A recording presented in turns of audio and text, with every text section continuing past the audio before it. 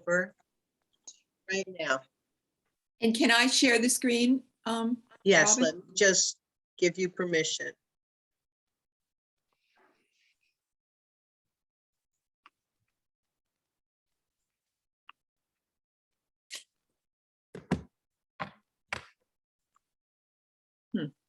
I'm still getting host disabled. There we, oh, Okay. Oh, okay, there we go. they know each other. Okay, so welcome everybody. I'm gonna show you a PowerPoint slideshow. My studio is in Peekskill. Some of you have been there on personal visits and also open studios, which we haven't had in a while. But so this is it. And I just thought I'd start with that. What space are you in? It's on Brown Street, right next to the Paramount. Yeah, I know. I used to, Where Ilse used to be and Marcy is. right. I know. I used to be in Oh. that building. I thought I recognized the heating system. Okay, so my statement for this show is that my art is my way to connect to the world. I respond to life's struggles, contradictions, and moments of pause by constructing artwork, often with my sewing hand. Cloth and paper are favorite mediums for their strength and flexibility. Relationships with people, social systems, and nature are often sources for my ideas. I also can be influenced by mythological themes and sometimes invent personal mythologies with my narrative pieces. So I'm going to show you, most of this work is from the past 2 years, and I'm going to start out with some installations. I like to work with installations because I often work in a variety of ways, and I make objects that come together later in installations. This is one that was up in the Hammond Museum in New Salem, May until November of 2021. It was part of the In Question. We were invited to do something about the 100th anniversary of the women's right to vote, the 19th Amendment. So Marcy and Carla Ray and I each took a wall and sort of did our own thing. And we were invited so that it would have been 2019 that the show should have happened. But because of the pandemic, we were pushed out for another year. So in the meantime, they kind of moved on from the suffragist, although Marcy, I think, included some suffragist stuff in her display. But anyway, I stuck with suffragist because I had already made a lot of these embroideries that was my idea for the way to respond to this topic. And I'll show you some detail shots.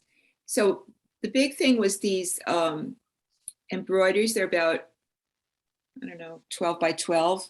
And I was really impressed with the fact that women would be dressing, you know, it's sort of at the height of fashion. Fashion was important to them. And yet they were basically revolutionaries, and they were, you know, being sent to prison and everything for their deeds. So that was the contrast between those two things was what I really was focusing on.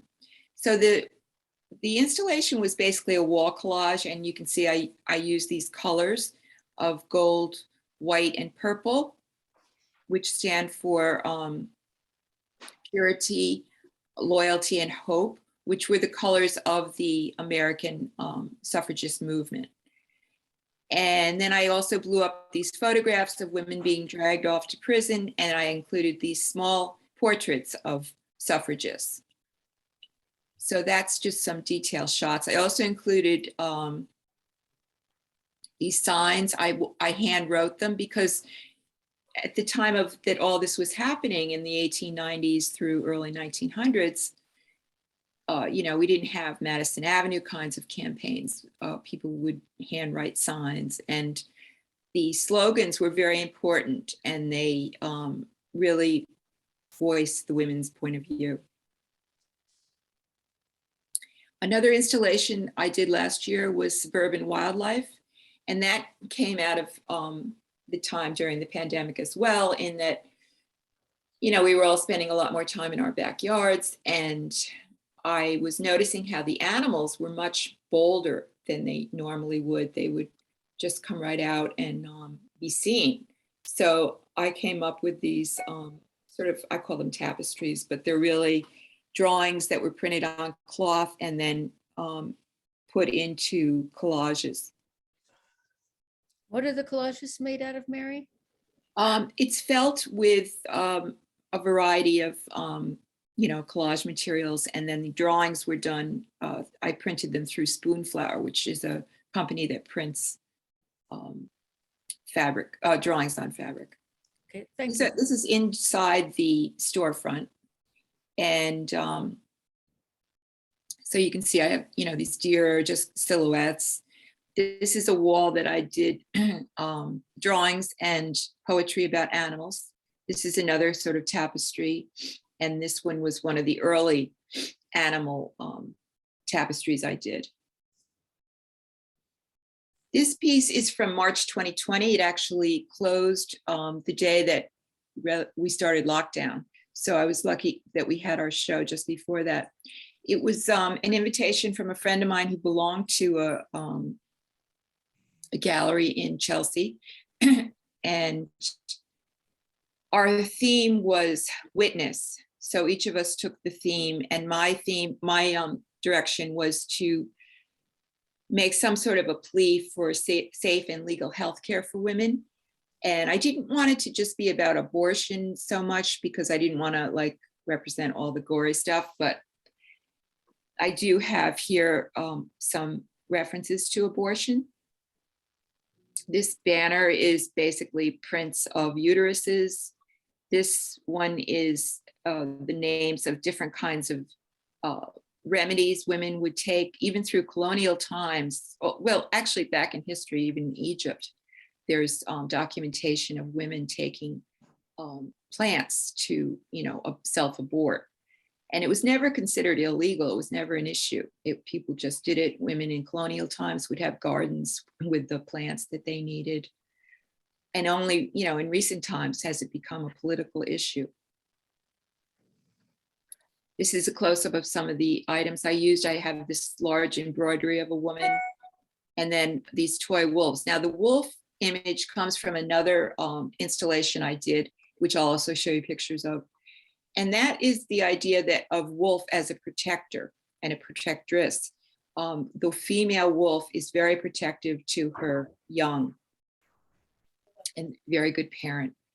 So I reintroduced that into this installation. These other little images down here are the painter Paula Rego, who's a Spanish painter, but she was educated in Britain. And she did a whole series on abortions that were happening when she was at school in Chelsea. So I borrowed some of her imagery and installed it into mine. This is an older exhibit. It was from 2018, and it's at the Howland Center in Beacon, which was an old library. And the name of this exhibit is Cloth and Memory. And I had been doing research about my family's history at the New York Public Library, and I was, you know, reading these census reports and stuff. And while I was doing it, I just was so moved by I was getting these images of these people who I had always heard about running around on the streets, and imagining their houses and these family groupings as you see them in the census reports. And I just got this idea to do a piece about that experience. So I used some of the artifacts that I had collected in my family, and there's a glass case there. And I put in some of the photographs. I made a felt book and some objects that have been handed down to me. And then I also made objects that either, like in this one, it's a photo of my great grandmother. This is a photograph that I blew up and sewed into. This one is pictures of some jewelry that one of my grandmothers had made. And I put it on to fabric that I had found. It was an old jacket, and the colors just reminded me of stuff she would have worn. And then these are buttons and a collar from another piece of fabric. This is a dress that had belonged to one of my aunts that I also reproduced and put into this box. This is an old purse. And these were like these boxes that you can buy at Michael's, and I guess people paint on them, but I used them more as boxes and installed these little mixed media things into. This is the oldest piece I'll show tonight. This is 2017, and it was done in Ossining at the Firehouse on Main Street. At that time, it was a reference to a lot of fairy tales called Wolves, Brides, and Fairy Tales. And this is where I got some of these ideas about wolves as protectors. And I was reading this book, Women Who Run with the Wolves by Clarissa Pinkola, and Grimm's Fairy Tales. But the Pinkola book is interesting because she has a very feminist interpretation of a lot of these old fairy tales. And one of the fairy tales that really moved me was about Bluebeard and how he locked up women, his wives, and stole their voices. And at that time, my daughters were both coming of an age when they were thinking about marriage and stuff. And I don't know, it just all sort of came together for me, and I ended up making this installation. And this is some details of the installation. So I have ink drawings on burlap. This is a drawing on cardboard. This is a video of some wild wolves. And then in the center of the installation, I put this pile of sticks and old fairy tales and variety of fabric and sunflowers, because I wanted people to have the experience of walking through and sort of, the idea was of finding yourself in the center. And these are reproductions of fairy tales from an old book. The next section I'm going to show you is about this quilt series that I got into. And this was, again, a pandemic thing in that I couldn't buy fabric anymore at local stores and stuff, and the shipping was also thrown off. So I had a lot of fabric in my studio, and I just started making quilts, which was kind of different for me. I mean, I do consider myself a textile artist, but I've always kind of denied quilts, you know, like, oh no, I don't make quilts. But suddenly it just seemed like the right thing to do. And I started looking at the quilts of Gee's Bend and some other historic patterns. However, I didn't use any real patterns in mine. And they also don't have the traditional 3 layers of fabric. So technically they would be called quilt covers. This is one I was driving up to see my mother a lot. She still lives near where I grew up. And I would put the radio on and listen to these old songs that I always used to listen to. And I don't know, it was like a memory trip. So this quilt reflects that kind of driving, and some of these are songs, old songs, Dylan and the Supremes and different things that would come on the radio. And then the ducks represent, you know, the wildlife that you might see on the road. Also, these are a mixture of things. So these were dyed at the textile workshop in Brooklyn. I took a workshop there in silk screening fabrics. So it was a chance to combine a lot of the remnants of things and fragments of things that I had already on hand. This is another one. It's called Anne, which is my sister's name. She passed away at a very young age. And this is coming from that same sort of theme of family memories and things. This also was done at the textile workshop, this silk screen piece. I also took a workshop in Syracuse on piecing, which is another very traditional textile method for quilting. And I used some of those in this piece. These are 2 more quilts. Again, this is the Long Journey Homeward, same idea. I began using a Google map, and I actually traced out the line, which is the road to Taconic Highway that goes from Croton to Albany. And this line here is actually stitched with embroidery, and it is the map that I would follow, but I added a lot of other things. Some of these things are aprons which people had given me, which again, I never really expected to use, but just ended up using them and enjoying them. This is another piece of the memory map idea. I saw you standing there, and it's about an old romance.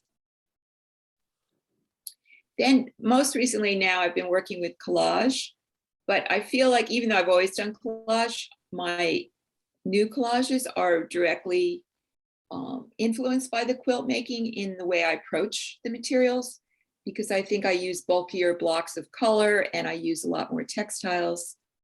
I often will, work 3 or 4 at the same time, which gives me a chance to, because they have to dry, so it gives me a chance to keep working what they're drying, and also I do tend to work kind of fast, so it slows me down a little. But some of these ended up being sort of like book collections. In fact, my friend Ilse came over and looked at them, and she sort of suggested the book idea.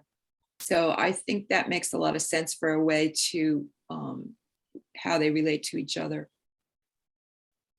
So this group I've been calling Holiday. They're all 24 by 18. They are paint, magazine paper, and some fabric, and some drawings, stencils, just a variety of stuff. And the other fun thing for me is using the color from the paints, because I feel that they're much, I can really choose my colors a little more than I do when I work with found textiles.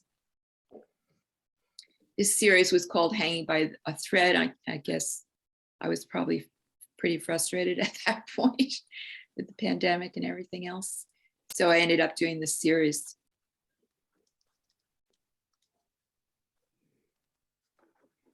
And then this one is the most recent. And again, this one really does remind me a lot more of the quilts, in that I'm trying actually not to use too many things. I'm trying to be kind of minimal about it. I'm calling this group Travelogue. It was done last summer. And as you know, the world was opening up a little. I was taking some day trips. I went up to Olana one day. I took this photograph of the Garden Gate. I ended up in Albany at a restaurant, and I ended up looking over at the Trailway Station, which holds a lot of memories. When I went to college, I used to take the Trailways home. And then Catskill Night Sky, I was spending some time in the Catskills. So again, just a blending of collage materials and textiles. And that's it. If I can get out of here. Okay. Wow, Very impressive. beautiful work, Mary. Beautiful. Thank you. Very wonderful. Yeah. Want to see Mary- more. Too. Really So beautiful. I'm actually having a show at the Mahopac Library, thanks to Inez, which I'm going to show all the quilts. There's a lot more quilts than I showed tonight. So maybe you'll have a chance to go up. And plus, it's exciting for me because as we all rely on photography so much now to show our work, I feel like textile people are really sort of hurt, because you're missing all the textures that textiles offer. So it's an exciting opportunity. Mary, what are the those 18 by 20 or 24 by 18 pieces on the last groupings? Those that are you on did? Bristol paper. And you sewed through the paper? There's not as much stitching on those, but I have used machine stitching on some of them. Oh, wow. Yeah, to do the hand stitching, you have to punch holes into the paper first. Uh-huh. So I usually do that more for as a decorative thing, but to actually adhere stuff, machine stitching works pretty well. So how do you start a piece? What is there a material that you begin with usually? Yeah, or- well, I do have to decide, I'm going to work with textile or fat or paper. So then when I'm doing collages, I basically assemble the things that I'm thinking about using. I put some stuff out, if I'm working with paper, I know I'm going to be using some glues and things like that, and probably some paints and stencils. If I start with the fabric, I tend to have, a little, I do feel like I have to separate the dry and the wet in my studio just so things don't get too messy.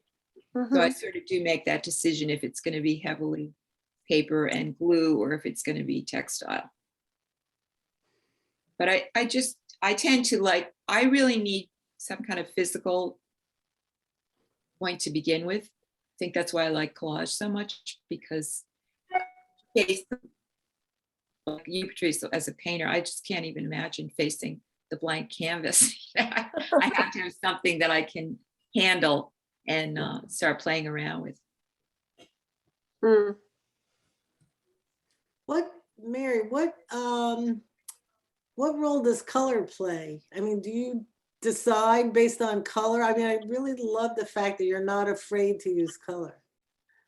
It's interesting. I love color, but with fabrics, it's so frustrated with me. She always says, why can't you just have some matching fabrics? And I don't really understand that either. It's just that, I don't know. I tend to work, I feel like there's a relationship to the different fabrics, but I don't really do a lot of matching or anything. It really is kind of a spontaneous grab. I have bins. I actually have selected the colors by color in my studio, and I find I just don't even go into those bins sometimes. I just sort of pull out what's nearby, I just get into this mode. I mean, does your idea and color match somehow? Like if you have this idea, does I the think it's color... sort of subconscious, Inez. I'm sure it does. I think those collages are particularly emotional, but it's not all that conscious. Yeah, I really loved the color in your work. Oh, I think so. I really loved the color in your work and the spontaneity, that really became apparent starting with those quilts. I love quilts, and they just have this great feel. And then, it goes on into your collages. But those quilts are Thank really, you. That's very I kind. look at a lot of quilts, Do and you? yeah, there's a real spontaneity to your work, the quilts and the collages. What kind of paint do you use in your painting? I've been using this Golden's fluid, it's called, and it's sort of transparent, which is very nice for collage because you don't lose everything that's underneath it. Yeah, it's really nice. It looks great because the collage elements, you can see them underneath, and there's a translucency to it. Yeah, translucent. Yeah, thank you. Mary, when you do your your quilts, do you sew them on the machine? Yeah, usually for for big sections and to adhere them, I do. I will sometimes embroider back into them and for detail areas, but I like the strength that the machine stitch gives. Mary, Would you- I didn't I didn't realize that I'm a friend of Mary's. Hi, everybody. I didn't realize through your work that you have so much that's about personal family memory. Yeah. I'm really touched by that. I'm really touched by that. I have to agree with you because I have seen your work also many times, but I never saw it like a unity, like just today. It's amazing how it holds together. It's amazing. It's like you said, a lot of very personal issues and all the feminist issues. I think it's amazing. And then I have seen Mary sitting when I came up to the studio. My studio used to be in the same building. And Mary was sitting there and embroidering. And I said, oh my God, how much patience she must have. It's amazing. But it's probably also psychological nice, right? It's like you sit in the silence and you do this and you can sing, right? Yeah, it's very meditative, actually. Meditative, yeah, that's what I meant. That's You have to be in the mood. Sometimes it doesn't click. yeah. But then you do those big ones to break out of sometimes. Yeah, I do. I feel like I need a variety of stuff. Yeah. No, it's amazing how it holds together. It's amazing. Oh, thank you, Elsa. Yeah, one can't really see that when you see just bits and pieces.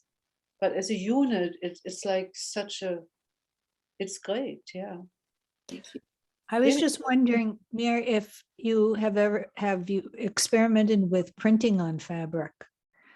Yes, I have. I did those silkscreen prints that are some sections of the quilts. I did that at the textile workshop in Brooklyn. And I've also done some smaller sort of stenciling prints.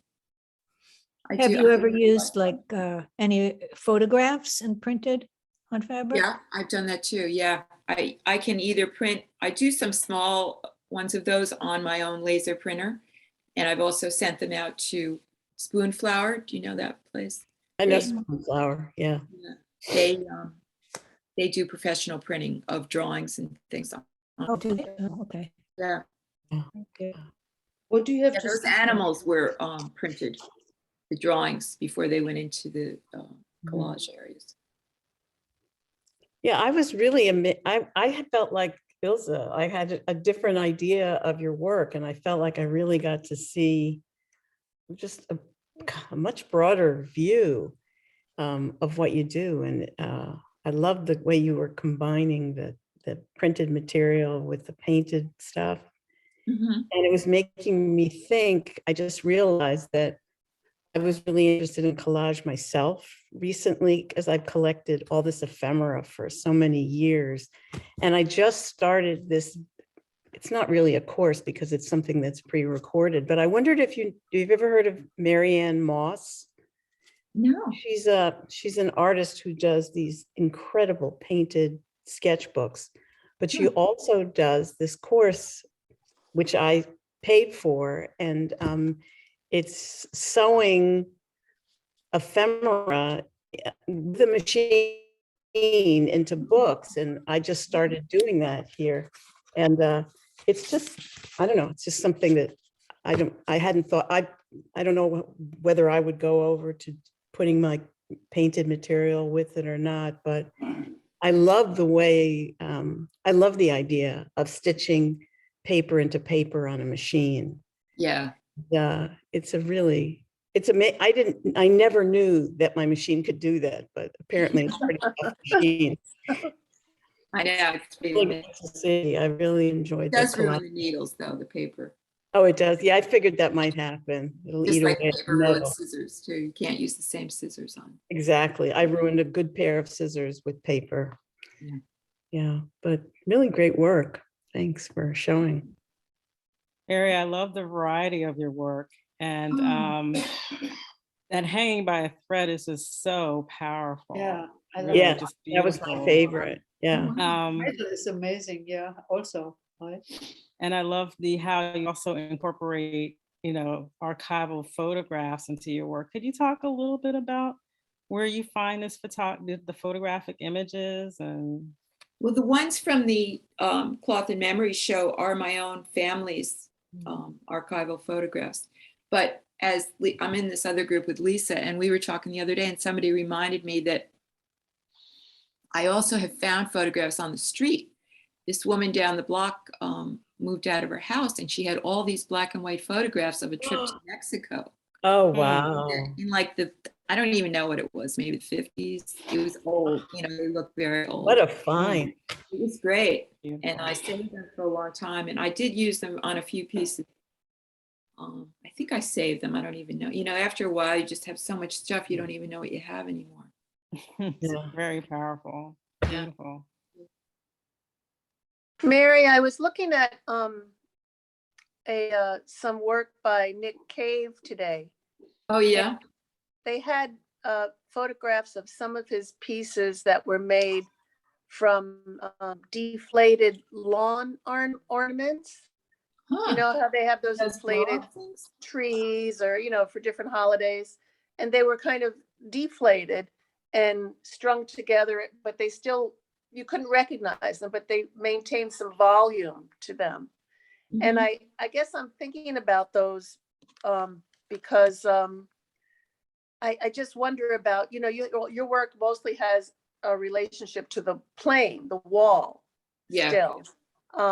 Except that firehouse exhibit, the one in the firehouse had some dividing pieces. Yeah. And I just wonder about like what would happen if there was a volume created Hmm. with fabrics, Yeah. or if anything like that occurred to you. But I'm just kind of connecting that right now. Yeah. Yeah. Yeah, I do actually. I did almost go there once. I was doing these plants and they were becoming sort of three-dimensional. I was using stuffing. And then I don't know what happens. Sometimes I do stop myself because I just don't feel like I can get into yet another media, and also the space for storage and everything. Mm. But I would like to explore three dimensions, someday. Mary, one Yeah. of the things that really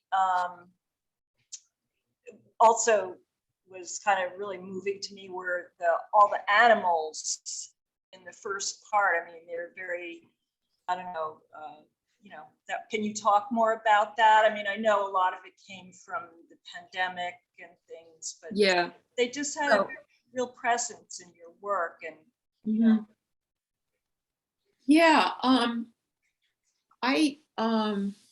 I was asked this question recently by someone else, and we ended up talking about animals because I don't think I was totally aware that I was using animals so much. I mean, I knew that I was aware of these animals coming to the backyard and all that, and then I knew I'd used the wolf in the mythologies. But I think I do. I had a dog for a while. I don't have her anymore, but it did really change my relationship with animals. I think to know an animal intimately. I really, I do find that animals are so they're so present. I feel they're like somebody or something that we have to learn from, almost the way they are in their space, and feel sort of that they're like almost spiritual creatures Yeah. in a way. And I don't know how that works for my work, but I do have a strong connection, I think, to animals. it was very potent for me. And those kind of, I guess they're fabric collages that you did up in Hudson, the animals. I mean, that was really fantastic. Backyard animals coming into those, I don't know, collages, and it just really made me think of, I mean, you really captured a moment of the pandemic that was very profound. I mean, I certainly experienced it, seeing all kinds. You did too, yeah. Even though I live in downtown Peekskill, but still. But you had a bear there. True. I haven't seen any bear yet. I may be seeing those sometime in the future. No, there But- was a bear in downtown Peekskill at one point. Another talk, another time. Yeah. No, but I just love those pieces from Hudson, and just seeing that thread of the animals throughout the earlier part of your work there, the presentation. Thank you so much. Mary, I have a question about your installations. When you are planning your installation, do you think of the space that you have, or are you very spontaneous with that space and how you display it? Do you just make things and then put it up, or do you plan the whole thing out? How do you approach it? Yeah, that's a good question. When I know I'm going to have an installation in a space, I do work pretty closely within those dimensions. But when a lot of the things I make ahead of time, I'm not sure that they're going to end up in an installation. It's often something that I I just, when I have an opportunity for the installation, then I start building it out. The wolf one at the firehouse, I knew that was going to be an installation. So I made things geared toward, that.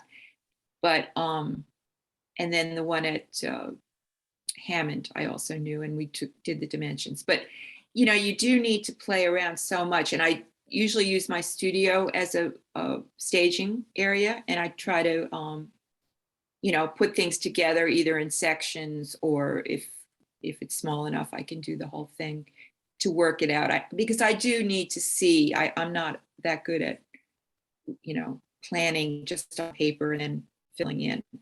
I really need to work the space physically. Thank you.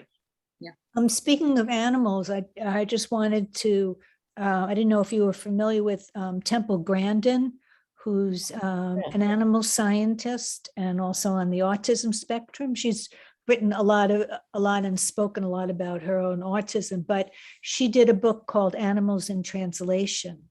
Oh, And wow.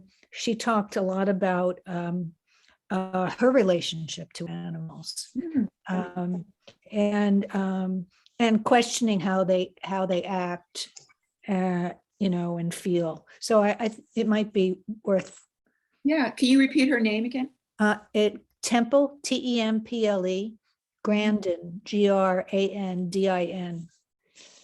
And the name of her book is Animals in Translation. Nice title. Wasn't there a movie of hers, maybe like 20 something? Yes. Yes. Yeah.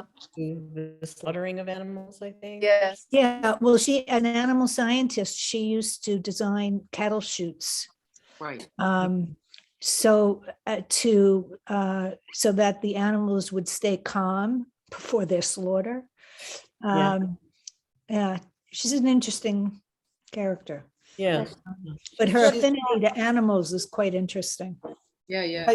She's autistic in Yes. her own way, and she created for herself, Yes. because she doesn't like a person to touch her. She created what she ended up using for cattle. She created something that would press on her and give Yes. her comfort. Yeah, she called it knew the that would squeeze, work. the squeeze machine. The squeeze machine. Yes. Yeah. She's amazing. To look into that. Anybody else? There's a fabric artist that is shown with us at Collaborative, and she makes sort of quilted installations, but she's totally abstract. Linda Schmidt. She's a New York City artist, but she sort of quilts these fabrics. Oh, and then okay. hangs them between two trees into banners. They're quite lovely. She uses transparency. I don't know if it's relevant because, as I said, it's all abstract. Yeah. Well, I love to see all fabric art. I love to see all. By the way, Joanne, is the museum going to open again? February, we're supposed to open. But it's going to be when I can be there. Yeah. They definitely need you. So Mary, how did you get into fabric? Are you a sewer, or, did you grow up? Well, I did sew when I was in high school, and even as a kid, my mother taught me how to sew clothes, and I used to sew clothes, and through high school I did. But then I got away from it, and I really got back at it as an art form because I was living in London for a number of years, and I took a course. What was happening? I was making collages, and I was getting really frustrated with glue. I couldn't find the right glue. And I started to realize sewing would be a solution. And then I saw this course advertised for stitching, and it was an embroidery course, and I took it. And over in England, they do, I don't know, they think we're the great textile artists because of our quilt history. Oh, the English are the great textile artists. Yeah, but they do like innovative things, I think, with textiles. And so I just loved it, and I just kept taking more and more classes. And, I always have considered myself a drawer. And I started to think about, sewing and embroidery as making lines, as a drawing medium almost. So that's sort of how I got into it. And then I just stayed with it. Interesting. Fascinating. Yes, in England, they get an incredible training in their textile schools. Nothing like I didn't go to textile school here, but I've worked with people. I was a textile artist, and I've worked with people that trained in the US, like at Syracuse, and a number of people who trained in London. And it's like a night and day experience. It's incredible. Yeah, they have the guilds, they really do the proper methods of that. And their schools, the polytechs have a lot of degrees, which I think we do have degrees in textiles in some of the schools, but certainly none of the ones I went to. I don't remember hearing about it. Yeah. I have a similar interest in fabric and stitching. And what comes to mind, I don't know if you know the book, The Subversive Stitch. That's a great book. That's I like think a that was, Bible, as far as being a feminist approach to the history of stitching, I thought it was fabulous. Is that a novel or is it a technical book? No, it's technical, and it's by I forget her name now. Would I you should say the know. It's name? Rosika Parker. Isn't it Or- also essays? Sorry? Is it also essays about textiles? Not that particular book, but she may have written other things about that. But she really explains how the role of women and how they lean towards doing stitching. It was quiet, they didn't make any noise, and lots of other political things. And the other thing that she pointed out that I thought was really interesting is that before painting, the Renaissance, there was tapestries, and men used to do the tapestries.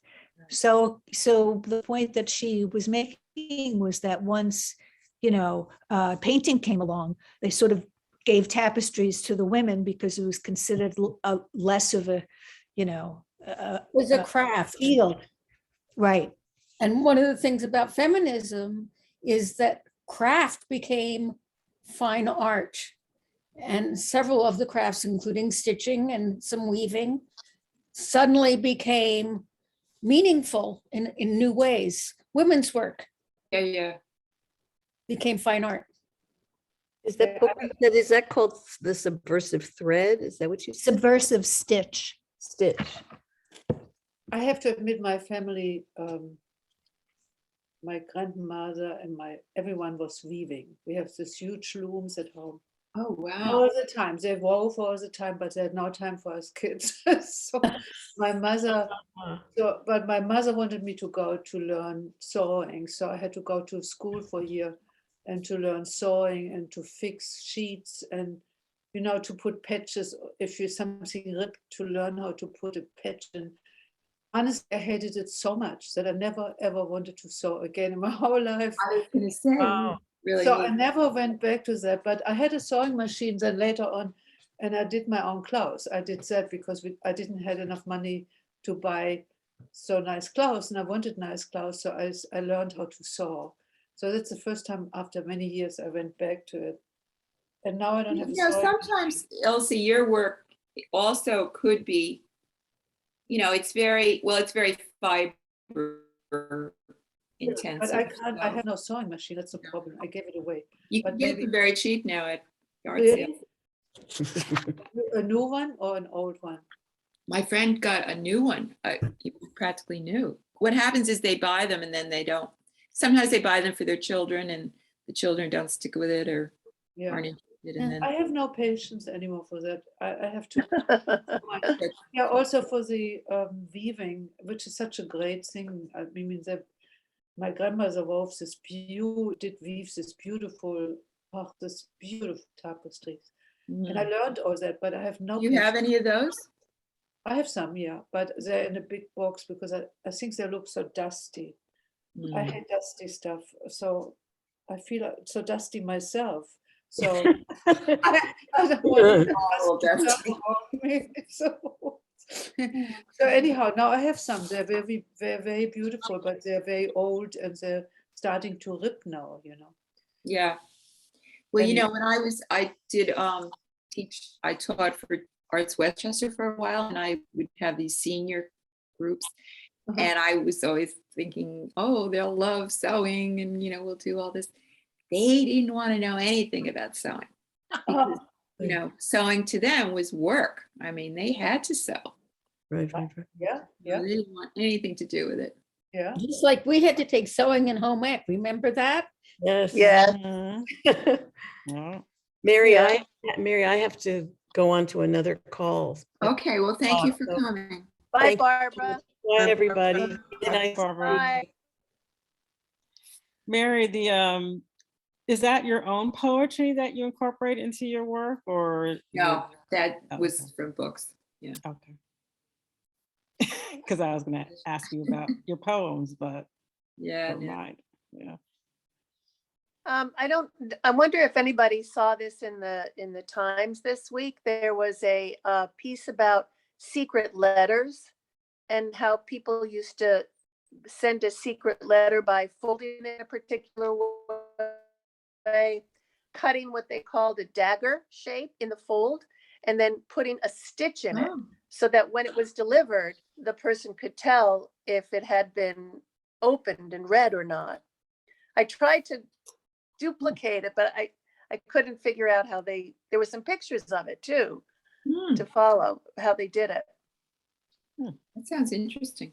Is that what didn't wax also do that, seal things? Yeah, but this just mentioned stitching it. They would sew it closed.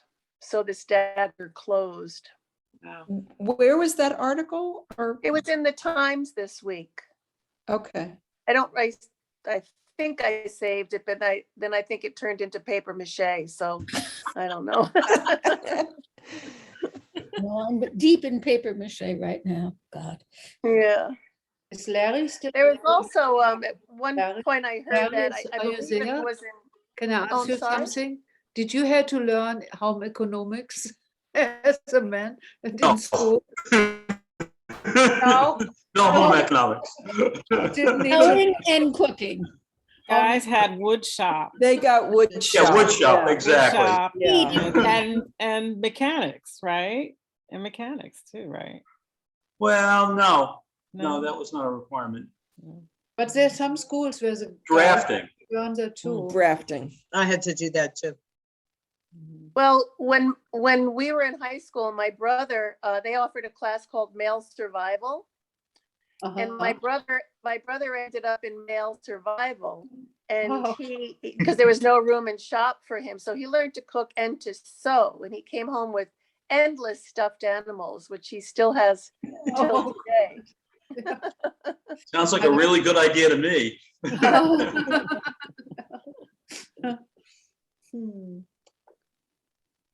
Well, Well, thank you all for coming. I really appreciate it. And your lovely thank you, comments. Mary. This was Thank you very for, much. thank you for Beautiful, hosting. beautiful This was work, great. Mary. This has been great. What's next, Robin? Okay, so Mary, when's your show? Next person. Robin, yeah, can you hear me? yes. Who's going to be the next person? We don't have anyone lined up for next month.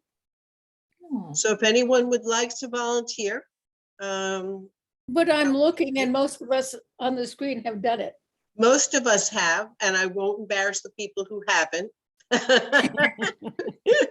I see embarrassment. But we have our quarterly meeting is next Wednesday. So we'll have another chance to meet on Zoom in less than a week, and maybe someone will come forward